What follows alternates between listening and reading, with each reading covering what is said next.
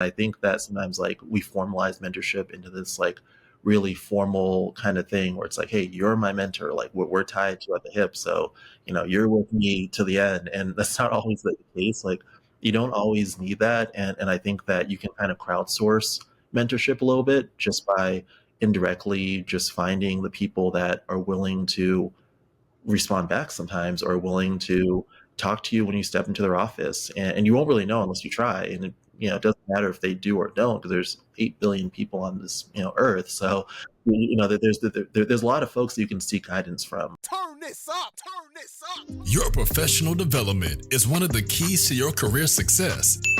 When you combine your desire to grow with actionable steps, your journey to success becomes an incredible reality.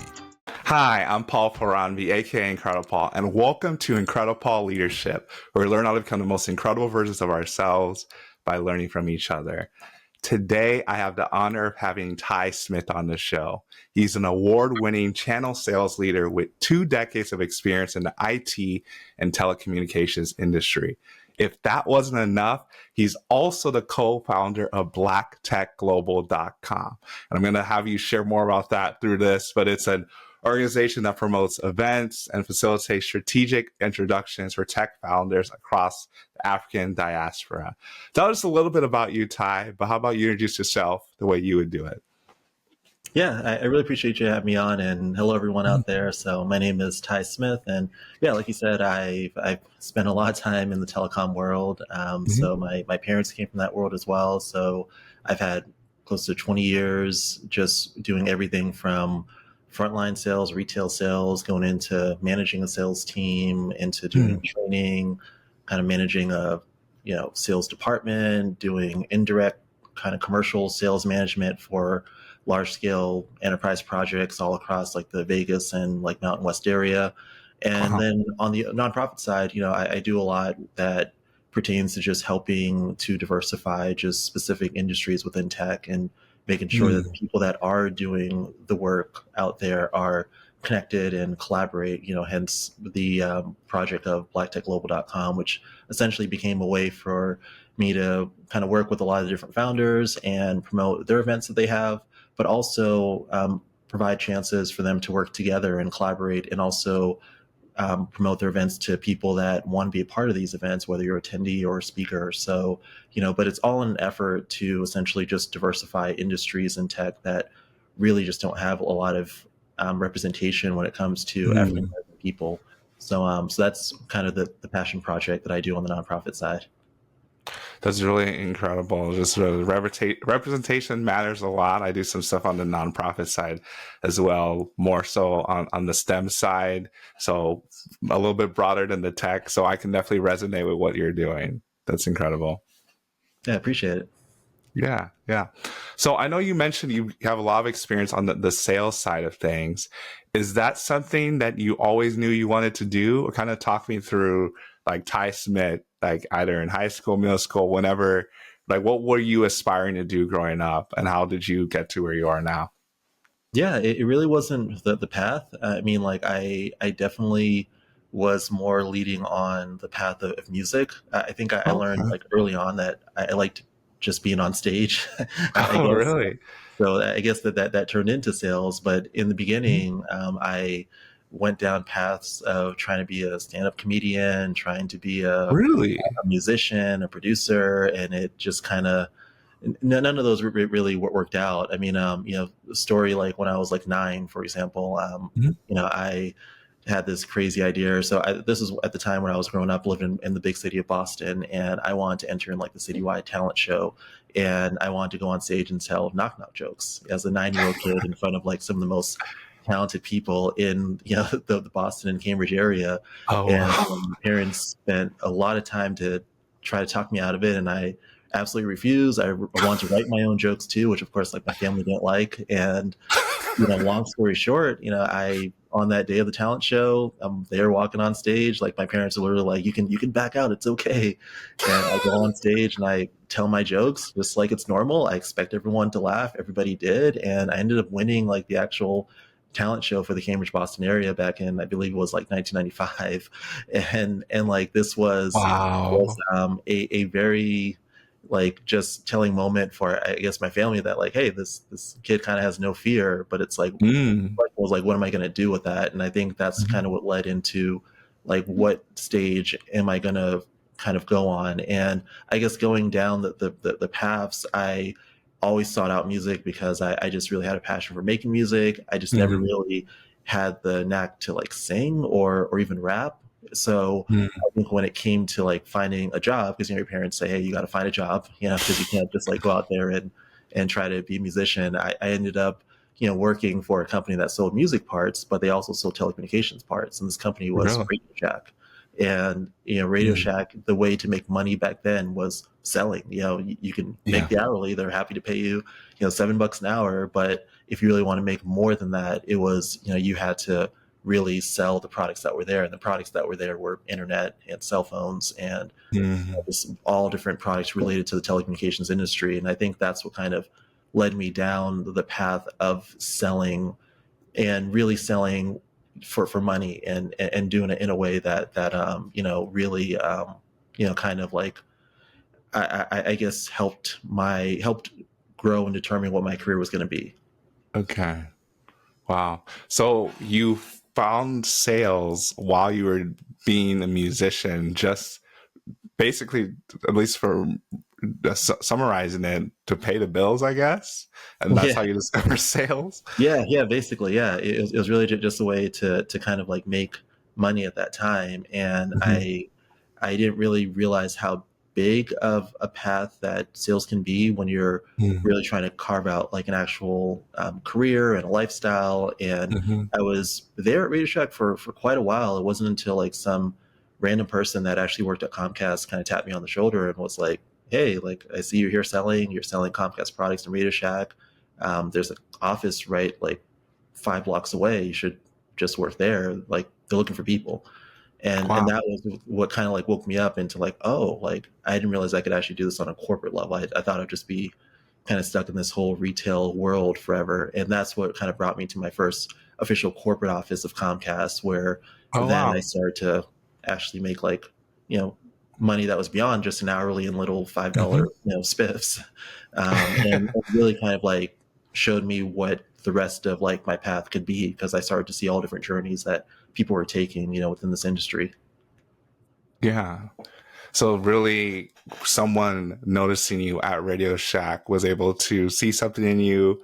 It seemed like, I don't know if they were a mentor, but actually opened the door for you to work at Comcast and led to everything else. Yeah, yeah, absolutely. I mean, like, yeah, if it really wasn't for that, I don't know how many additional years that I would have spent there. And we all know what happened after, you know, Radio Shack ended up going out of business, like right Yeah. after that. So, yeah, he came in at the right time, or I was at the right place at the right time, whichever. But it all worked out, and it kind of led me on this path of me, you know, working for this corporate office, you know, now having money to travel, meet Mhm. people, making friends in other states, deciding, hey, maybe I should go live in California, work for the Mm. other cable company, which was Cox at the time, Oh, which wow. led me down a path of going into leadership and going into Las Vegas and et cetera, et Wow. cetera. So yeah, it just all kind of snowballed from that one move. Wow. That's really incredible. Yeah, talk a little bit about your path to leadership in like the IT and tech space, because I know like every space is a little bit different. So I didn't know like how is that something that you envisioned doing, or someone kind of approached you? Were you intentional about it? Like how did you get into these leadership positions? Yeah, yeah, not it wasn't the path at all. I mean, like I think for me, you know, when I ended up moving to California and have to face the cost of living in California, which meant I had to sell a lot and I had to, you know, Yeah. maybe even like work some OT and just really kind of get myself to the point where I'm top 10 or top 15, you know, to survive out there. You know, I started to like encounter people on the sales floor that really weren't getting the help that they were seeking from their leaders, you know, for whatever Okay. reason. You know, they just didn't gel. You know, they just weren't getting the information in ways that they could digest. So me being on the sales floor selling, it was a lot easier for me to really translate what I was doing, how I was doing it to people, but also break it down to them in ways that they would digest and understand. especially like when you're seeing people every day and you're seeing like how they sell. It's really just identifying like what little things you can throw in. So Mhm. I started to like volunteer my time, in between like my sales shift to go and like coach people, which I always Wow. say like, that's one of like the fastest ways to get into leadership in a sales industry, is to just one, be good at what you're doing, but then two, Mhm. just start coaching people. Because Mhm. if you start kind of doing the job that a manager is doing or should be doing, eventually people are going to take notice, and eventually people are going to, you know, see that you should probably be in that manager spot. So that's Mhm. really kind of what ended up happening to me. And it just kind of became a routine where 3 days a week, I would just take a couple hours. This would be like on, I guess, overtime. And I take a little like cord to like plug into another person's like phone system, and we sit there together, we take calls together. Mhm. I'd coach them, I'd help them. They end up doing well, and they'd want me to come back. So it wasn't like Wow. I mean, at first it's like, oh, what are you doing here, Ty? But then like after a while, I was like, hey, like, are you coming this week? I need your help. Um, what ended up happening is after like 6 months of doing that, and in California, the call center actually closed at that time because this was right around the time of like, the recession, post recession. And, Mhm. there's still a lot of closings that were happening with telecommunications offices. So when they Mhm. were opening up a new office in Vegas, they invited me to come down as a leader and to lead a team out there. Okay. But they said it was based off of like a lot of like the selfless work that I was doing just to coach people when I was in Wow. California. So that was basically how I got plugged into leadership. That's a really cool story about really a lot of humility in leadership and you doing the work of a leader and really a manager before you had the title. And that's something that I talk about a lot with leadership, not just being a title or a position, it's the influence you have. And it seemed like you had a lot of influence in the fact that you just came to help once and they're like, hey, Ty, like, we need you. I need you right now. Like, where are you at? Need that coaching. And I think that speaks a lot to your leadership that you were doing all that. And then when did you say it was another office or another location asked you to come and be a Yeah. leader there? So, Yeah. And I think it's something that I think people need to kind of like just think about and consider, because, there's, I meet like, I go to all these conferences a lot, and, I meet all of Mhm. these people that are, senior account executives or, project Mhm. managers, engineers, all of that. But Mhm. at the end of the day, a lot of these roles are still frontline roles. Like they're still individual Mhm. contributor roles. And there's still a long line of leadership roles on top of that, from managers, directors, et cetera, et Mhm. cetera. So, but I've noticed that there isn't really like a lot of like content that's out there sometimes that gets out that tells people like how to do it. And there's a lot of Mhm. people that get stuck in these kind of individual contributor roles for years. And Mhm. sometimes it's really just like just taking the step outside of like your time, because everyone's so quick like to sign off at 5 o'clock, like, hey, it's 5 o'clock, let me sign off. But sometimes just like staying on a little bit and Mhm. just helping someone. I mean, everyone can see the numbers. Like if you're on a team, who's not doing well in your team, just kind of take that Mhm. time and work with that person. Mhm. And it's because that person, when their numbers start doing well, they're going to shout you out. When they Yeah. get that tap on the back from their director or VP, you're going to get the actual credit for that. It may not be instant, Mhm. but eventually people will notice, and that's usually just a easy way to get up there. And when you get up there, I mean, like it's a different ball game. The pace different. The lifestyle is a little different as well. So Mhm. yeah, it's just something that I think people should consider, just taking that extra time to help and having that pay dividends in the future. yeah, I like that. I really like sowing a seed. And I think the other part is like lifting as you're climbing. I think a lot of us like we're taught to like do all you can for yourself, climb the corporate ladder. But I think like true leadership is also helping people as you're coming up. Like you don't like what you were doing. You don't have to be in a leadership position to be a leader, to lift people up, to notice things that you can help them with and lead them on the path to success. Definitely. Yeah, 100%. That's really good. I guess were there any specific maybe key people or mentors that you kind of came across in your leadership journey that had an impact on you as you were developing as a leader? So I would say there was a couple things that I did. So I never really had like official mentorship. I mean, like Okay. my mentorship was really just popping into someone's office randomly and just, picking their brain, which I was never Hmm. really afraid to do. And I think Okay. that kind of translates what I do now. I mean, I literally do that in LinkedIn DMs now. Like, That's the way to do it. yeah, like I've never had any qualms about just like asking someone a question. And I think Hmm. that sometimes like we formalize mentorship into this like really formal kind of thing where it's like, hey, you're my mentor. Like we're Hmm. tied to at the hip. So, you're with me to the end. And that's not always the case. Like you No. don't always need that. And I think that you can Hmm. kind of crowdsource mentorship a little bit Hmm. just by indirectly just finding the people that are willing to respond back sometimes or willing Hmm. to talk to you when you step into their office. And you won't really know Hmm. unless you try. And it Yeah. doesn't matter if they do or don't, because there's 8 billion people on this, earth. So, Yeah. that there's a lot of folks that you can seek guidance from. So I think for me, when I was in the office, I was constantly that person to find that random person that was sitting there, a director, and then just pop in, ask a question about something. And it's usually something that I really don't know much about. It was never really going in there to kind of like show off my skills or whatever. It's really to find out like, hey, like I saw this in a meeting in your department, like what is this? I saw people walking around with this, what is that? And just getting information from them. And that's really how I made a really big transition, at least in the telecommunications world. I mean, a lot of people, just for context, start off in telecommunications selling residential. So they start selling to like consumers. That's Hmm. the easiest way to get in. And then eventually there's a transition that has to happen where you start selling to businesses.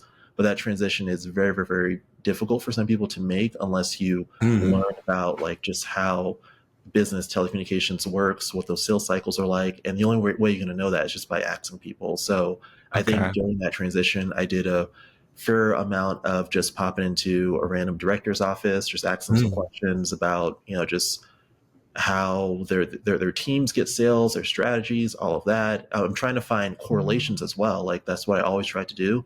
And in those conversations, they really kind of helped me learn more about just what was out there, especially when the conversations where they give you things to look at. Like a lot of times they'll give you homework of like, hey, what I recommend doing is read this article in this magazine, or look at this presentation that I did 2 weeks ago. It's online, but then going back, doing that thing, and then coming back to them like, hey, I watched your presentation. Now I have some more questions about this, this, and this. And that was really Mm. kind of like how my mentorship experience really was. It was never formalized, but Mhm. by doing that, I was able to basically jump over a lot of positions when I went from being like a residential, manager into going into like the commercial enterprise space and like basically managing like a region's commercial sales when it comes to their partnership deals with indirect IT consultants. And that Wow. that that jump is usually not a normal jump for people to make, because typically I would have had to do like business sales and then like on the front line for small business, then medium, then enterprise. Like there's a pathway. I kind of jumped Oh, over a few wow. positions. You just Um, skipped all of it. yeah, but I ended up doing that from talking to the director of that department and having like frequent like just popping in their office and just asking random questions, but also getting some homework from them of like, yeah, that I mean, I'm not going to spend the whole hour to answer that question, but look at this video, or I'm not going to spend time diving into everything, but read this, and then just doing those Mm. things that they said, and that's I think was the biggest game changer that helped accelerate my career early on. Yeah, doing the things that they said. I think a lot of times, whether it's informal or formal mentorship, there's advice that's given and you need to follow the advice. I think that's like the first thing, the mentor mentee relationships. Like, if you're not following the advice, they're probably not going to want to mentor you again. And I really like what you said about like the crowdsourcing mentorship. I'm probably going to steal that because I've never put it that way, but I really like that crowdsourcing mentorship. Because I tell people that not to just have one mentor, because you can't just have one person that knows everything, like that. No one knows everything. And just having the approach of being bold about asking people questions, popping to their office, and being able to jump over the normal career path like you were mentioning, just because you're asking those questions, you're engaged with those people, you crowdsource your mentors, and they're propelling you to where you want to go. Yeah, yeah, definitely. And if you can master that like in the corporate world, then like when you leave corporate and you go on your own, it helps, because you're gonna have to do that now when you go to conferences, when you go to events, just randomly when you're at the airport lounge. Like there's so many different times where that skill is gonna come into play, so you can kind of like practice it in the corporate world. Just kind of get your hits early, learn some of the good openers, how to be curious with people, and then take that to the next level when you start doing it to complete strangers that are out there, whether it's online or in person. Yeah, that's a good point. It's definitely a transferable skill, needed skill, those networking skills. I like Yeah. that a lot. And as you were talking, I think that's a good segue, talking about outside of the corporate world, like what you do with Black Tech Global, phenomenal mission that you have there. Talk to me about what inspired you to create Black Tech, or talk to the audience, I guess, about what inspired you to create Black Tech Global. Yeah, definitely. So it was really a few things. So I think one of the main triggers. So for me, like I was in the corporate world for a while, and I was one of those employees that just really had my head down in the corporate world. So I'll flash it back to probably October 2022, and at this particular time, there's a lot of stuff happening online. I mean, like, there's some, viral stuff going on about tech sales. There's this whole breaking into tech kind of thing. And, Afro tech is extremely popular at that time. And like, there's a whole lot going on when it comes to just tech and the DEI space. And for me, I was totally disconnected from all of it.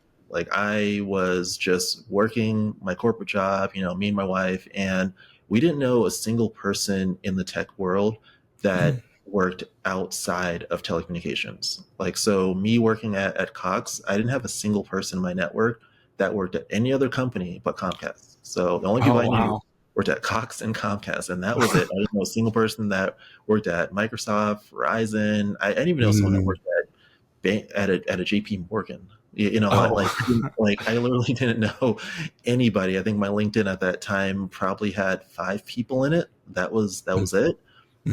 So it wasn't until we went to Afrotech, and Afrotech was actually done as a gift to my wife, because she had just got into cloud sales, and I just wanted her to more be around like-minded people, because in that world, in that department, she was the only Black female, like, period, for that whole company, department, everything. Wow.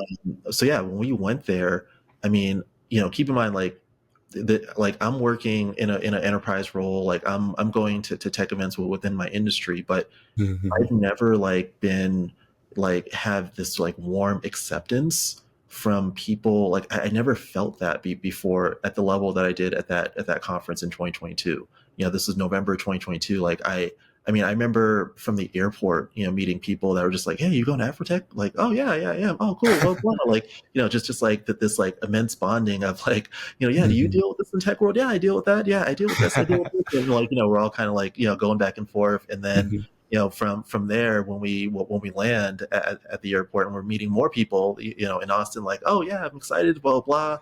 Everyone's exchanging contacts, people exchanging LinkedIn's and all that. And then when we're in the airport, we're in the hotel lobby. I mean, same thing, and we're going to the coffee shop. Like, it was just this amazing camaraderie. And we met so many people within a short span of time and had so many genuine relationships. I mean, I remember by the end of Afrotech, like, I think our LinkedIn's, like, we went from both of us having like maybe 5 or 7 connections to basically having over 500 connections within like 8 days, because of the amount of people that we spoke to, the amount of people that were open to talk to us, that were very, very curious about like just us, our lifestyle, and just the fact that like talking to people, it just felt so open and genuine, and it just didn't feel like an interrogation. Like I always knew that, going out to so for context, so I obviously live in Vegas, so there's tech conferences all the time in Vegas. I could go to whichever tech conference. I can go to a Cisco one, Amazon one, or whichever. But I always felt like going to these events, like when I talk to people, it just sometimes feels like an interrogation a little bit of just like, how long have you been doing this, and blah blah blah. And like it's just very much it's something in the tone of voice that I can't really put my finger on, but it's like people are vetting you to see if you're legit, versus like, Are you wondering what's next? Has everything you tried failed? or maybe you just feel stuck, then coaching might be right for you. The coaching relationship is a relationship totally centered on you. If you're tired of running on the hamster wheel of life and want to start to see results, reach out to IncrediPaul for help. So what are you waiting for? Go to IncrediPaul.org/coaching, IncrediPaul.org/coaching, or at I am IncrediPaul on all my socials. Or you can click the link in the bio for your free coaching session. I want to make sure you become the most incredible version of yourself. At Afrotech, so that part was already done. Like, but when we were walking in and we're talking to people, people just naturally have a trust. They understand. They know what you're going through. They want to learn about your lifestyle and like where you work.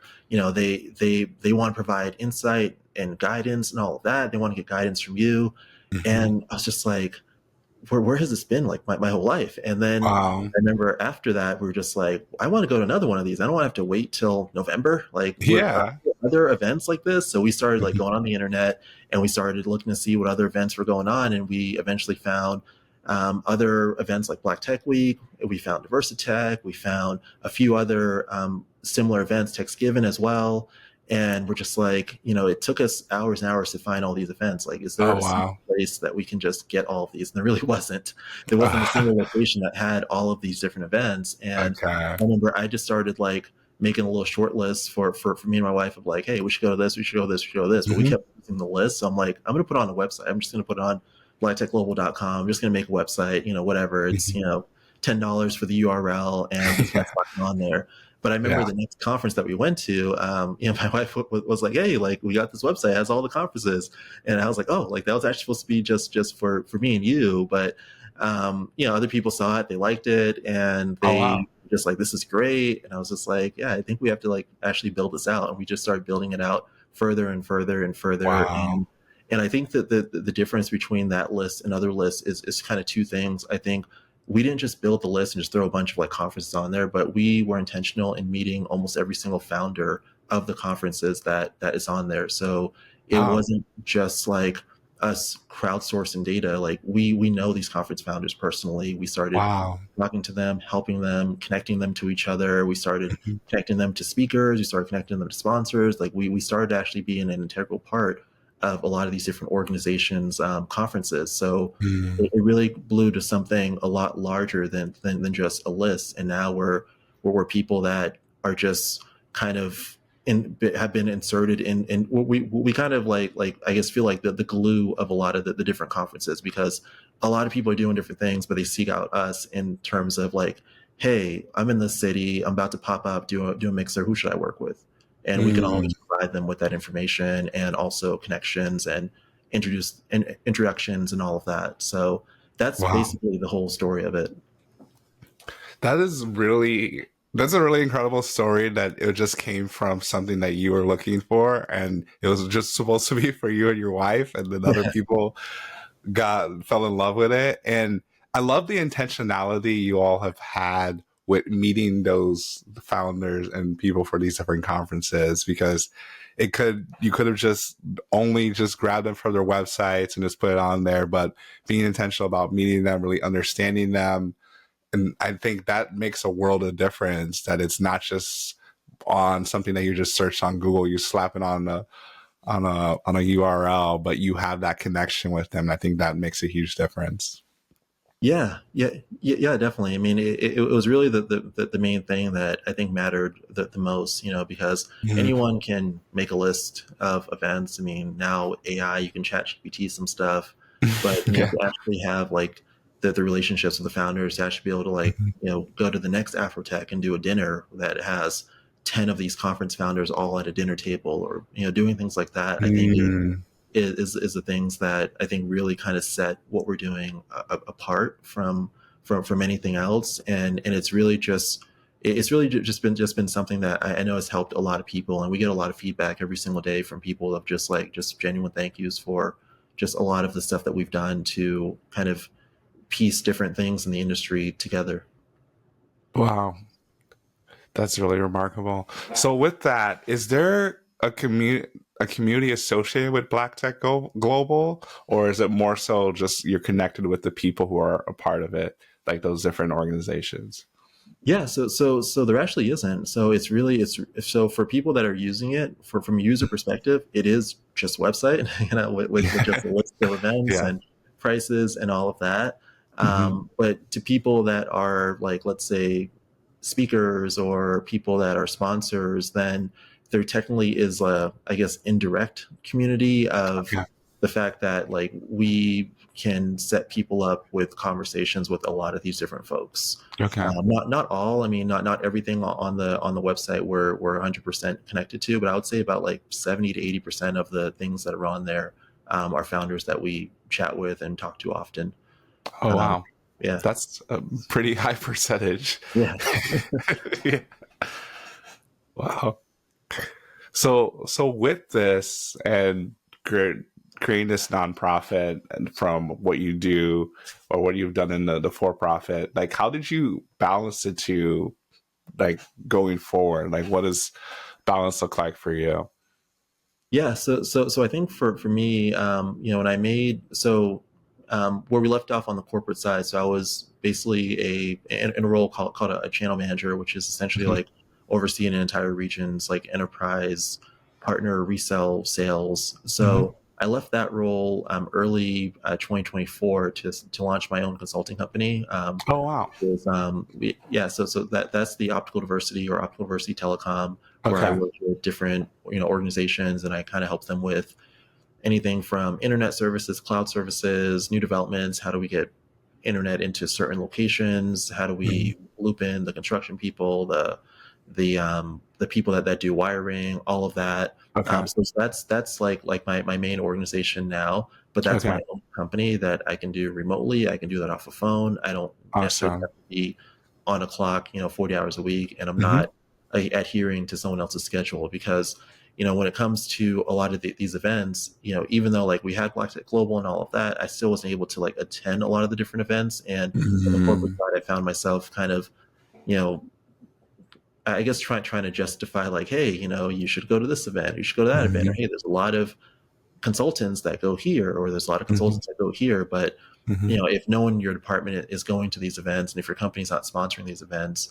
Yeah. you'd always have to be like taking PTO to go to these different events. So Yeah. me being independent, there is no PTO now. I can just Yeah. be at these events all the Yeah. time as much as I want, and that's kind of what we've been doing for the past a couple years. I mean, like my wife is still in the corporate side, so like there's Okay. a lot of like solo missions that I do. Where like I just came off of one this weekend where I went to a yacht event for National Sales Network. National Sales Network is one of the Wow. largest African American organizations of salespeople. It's like Wow. 30,000 members across the USA, and they have different chapters. 30,000. Wow. Yeah. So their Los Angeles chapter, they do a yearly yacht event, which is really cool. It's like an all white party where everyone dresses up, and Yeah. they have all different salespeople there. And yeah, that was just like an in and out day where I just kind of went in, spoke to the founder spoke to the chapter leader of National Sales Network for Los Angeles, but also got them connected to other people that are in Los Angeles that are also doing events as well. So it was a very intentional mission. It was like, yeah, I want to go and meet the other people that were in LA, but I also Mhm. want to make sure that I'm connected to that founder, just so I can get the founder connected to other folks that might want to partner with National Sales Network. Because the whole goal overall is, if I could bridge these two industries together, if I could get Mhm. more integration between what I'm doing on the IT and telecom space and those Mhm. companies, those various different service providers involved more with a lot of these different conferences, I think we would solve a lot of issues when it comes to representation in these industries. Mhm.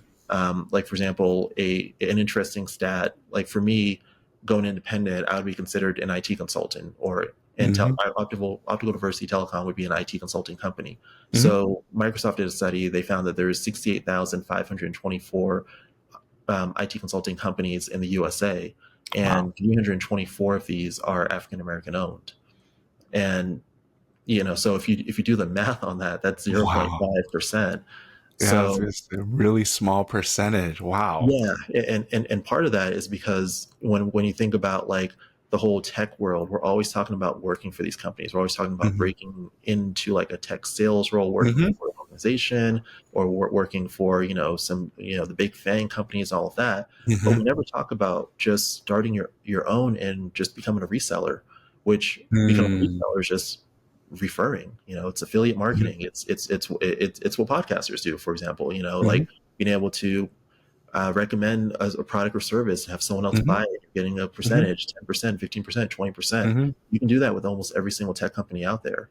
But these are things that we never really talk about on a large scale. And this Mm-hmm. are things that I think that a lot of these conference founders can start to incorporate into their content, that, hey, not everyone is going to get into these big tech companies, but anybody can refer these companies and make money and build an entire Mm-hmm. business off of that.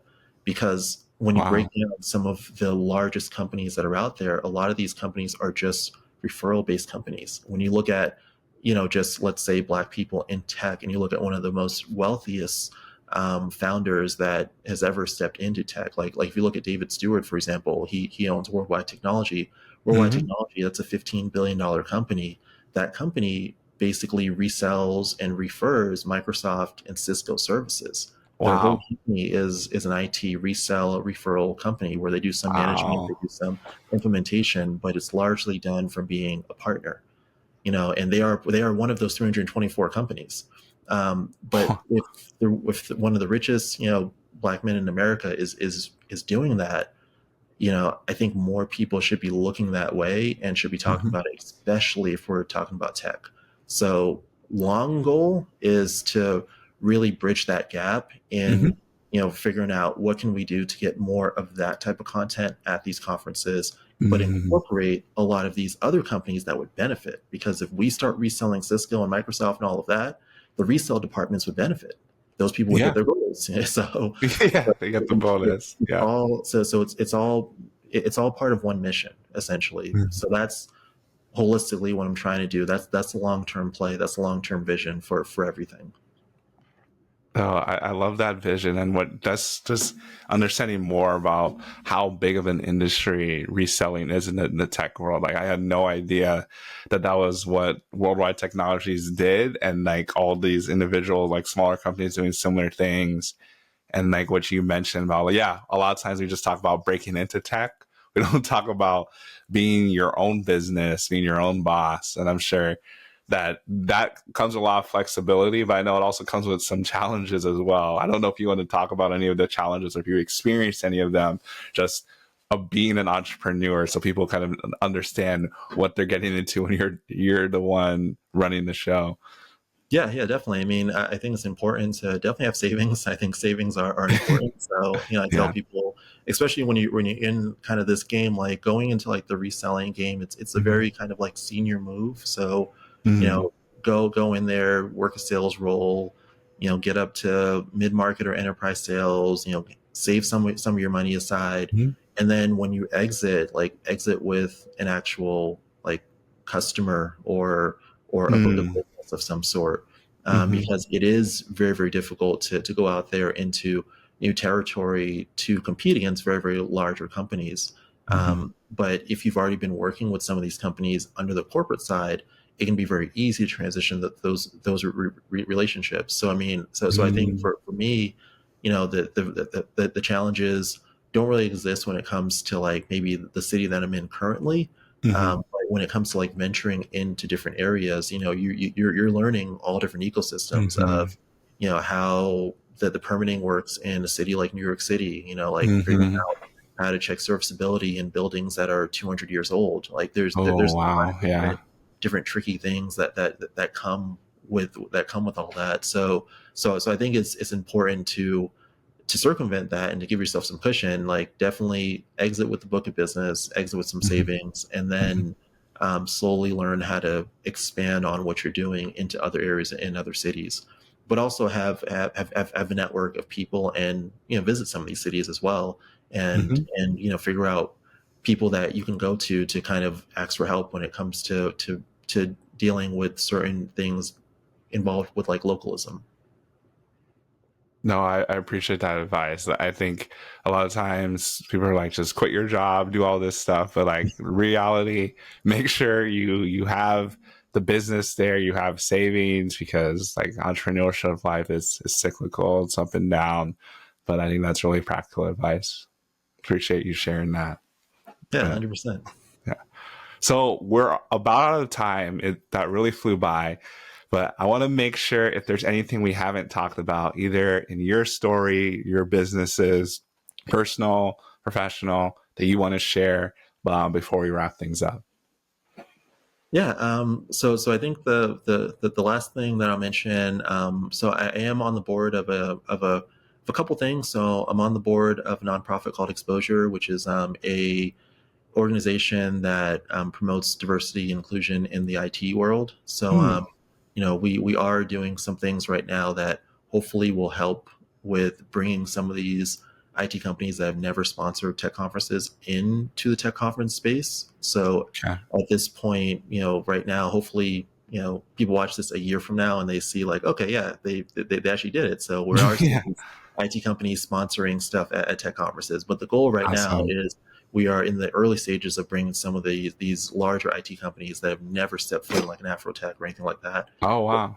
tech into this world. So we're hoping to make some headway in 2025. I'm also on the planning team with Diversitech. So Diversitech is a conference out in Philly. It's run by Shannon Morales, and we're actively looking for sponsors and partners. I think we're gonna make a big splash when it comes to getting a lot of these IT companies to show up there. We're going to do something pretty big when it comes to enterprise sales and venturing into IT consulting this year in 2025. So just Wow. definitely look out for DiversiTech. It's a great conference. I'm really excited just to be a part of the planning team, and we're looking for speakers and podcasters too to come on down and help out and whether record an episode on site, do some media, et cetera, et cetera. So more to come when the marketing campaign kicks in. Awesome. That sounds really exciting. Yeah, and then for the website I was referring to earlier, blacktechglobal.com, you can get a full list of all different tech conferences and events, specifically conferences that are either created by African Americans or like heavily like marketed to celebrate like the works and things of African Americans. It's mostly tech, but there is some culture in there too. Oh, So cool. definitely check it out. Free website, save it, share it, and yeah. Absolutely. So that definitely came across the screen already. For those of you watching, if you're listening, it'll be in the show notes. But I want to make sure people can stay connected with you, whether it's directly or with your business. I know you talk about Black Tech Global and the wonderful things you're doing, but like, how can people stay connected with you? Yeah, so my main social media, my only social media right now is LinkedIn. So if you go to linkedin.com, you can find me under my full name, which is TYRELLSMITH.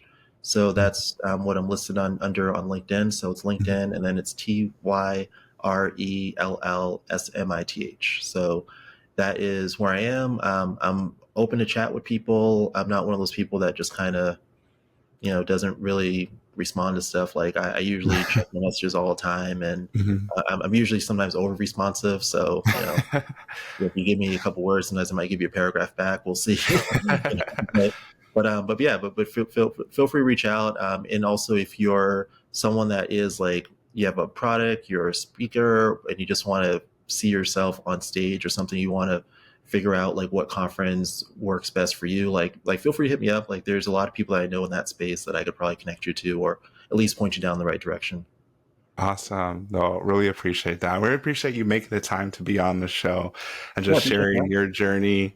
Yeah, of course, sharing your journey from where you started as a musician and then wanted to just really make money into Radio Shack, got into Comcast, into the tech sales world, and then everything just blew up from there with getting into the leadership, going off in your own business, what you're doing with Black Tech Global.